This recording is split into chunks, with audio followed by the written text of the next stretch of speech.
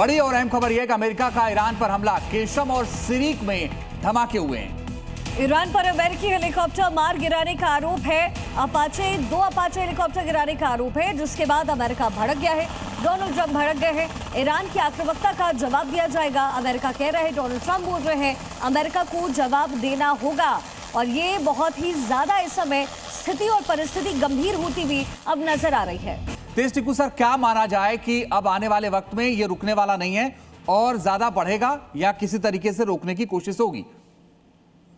देखिए, मैं तो कभी मान ही नहीं रहा था कि ये जंग सीज फायर में तब्दील हुई है। ये ज़रूर है कि जंग की इंटेंसिटी थोड़ी नीचे हो गई थी, लेकिन जंग कभी ख़त्म नहीं हुई थी। और आप खुद ही अंदाज़ा लगा सकते हैं, जितने आपस में इनके अटैक और काउंटर अटैक हुए, वो इजराइल और हिजबुल्लाह पर हुए या ईरान और इजराइल के ऊपर हुए या ईरान के अमेरिकन बेसेस पर हुए, तो जंग की इंटेंसिटी कम हुई थी, लेकिन जंग कभी बंद हुआ नहीं था।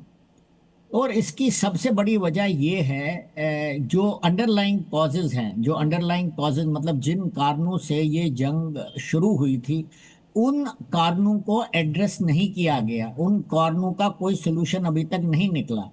और इस वजह से मैंने पहले भी कई बार ये कहा कि अगर थोड़ी देर के लिए जंग रुक जाती है और इसमें कोई proper solid cease fire agreement नहीं होता और कंडीशनैलिटीज को ले डाउन नहीं किया जाएगा, तो जंग दोबारा से 1-2 साल में फिर दोबारा से शुरू हो जाएगी। क्योंकि क्या अनुमान लगाया जाता था कि अमेरिका इजराइल को मजबूर करेगा कि वो हिजबुल्लाह के ऊपर हमले बंद करेगा। क्योंकि जब तक हिजबुल्लाह के ऊपर लड़ाई हो रही थी, हिजबुल्लाह को टारगेट किया जाता था या हिजबुल्लाह वापस लड़ाई कर रही थी, तब तक ईरान पीछे हटने वाला नहीं था। क्योंकि उन्होंने बिल्कुल क्लियरली बोला कि आपको हिजबुल्लाह के ऊपर हमला करना बंद करना पड़ेगा। इजराइल ने ये बात नहीं मानी, लेकिन दबाव की वजह से इजराइल ने कुछ देर तक ये बात मानी, लेकिन हिजबुल्लाह ने फायर करके उनके ऊपर इजराइल को कंपेल किया वापस। तो जंग कभी बंद नहीं हुई थी, लेकिन इसकी एक बड़ी वजह यह है कि युद्ध विराम ऑफर ही क्यों किया गया था, क्योंकि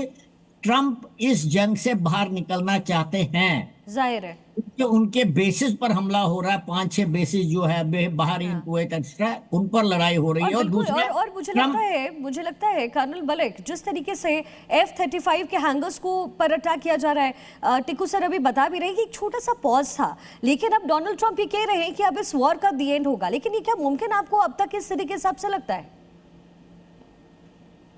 शिखा जी, गुड मॉर्निंग और सभी दर्शकों को मेरा सादर नमस्कार।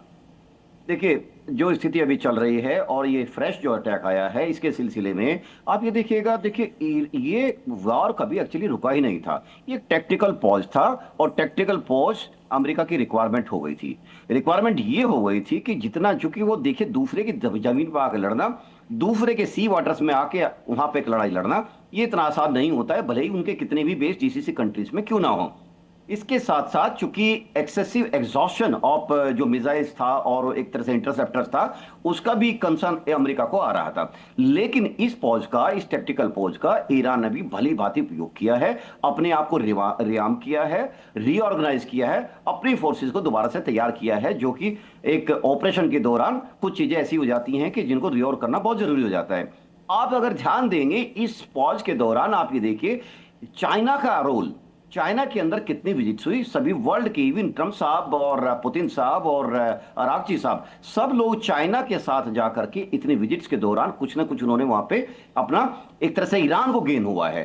तो ईरान को गेन हुआ कि हार्डवेयर ले लीजिए, सॉफ्टवेयर लीजिए, इंटेलिजेंस ले लीजिए, या फ्रेश पॉलिसीज के तहत आगे क्या क्या होना है, उनको क्या क्या और सप्लाई होनी है, ये सब रिप्लेसमेंट हुआ है। ईरान की पोजीशन और मजबूत की है ईरान ने अपने आप को, और जितना ये आगे युद्ध बढ़ रहा है, ये कभी एक तरह से देखा जाए, चूंकि बेसिक चीज एड्रेस नहीं हुई है, तो उसके बेसिक चीज जब एड्रेस नहीं हुई है तो कुछ ऐसा सॉलिड ग्राउंड बनता नहीं है कि कंप्रोमाइज आ रहा है। हालांकि ट्रंप साहब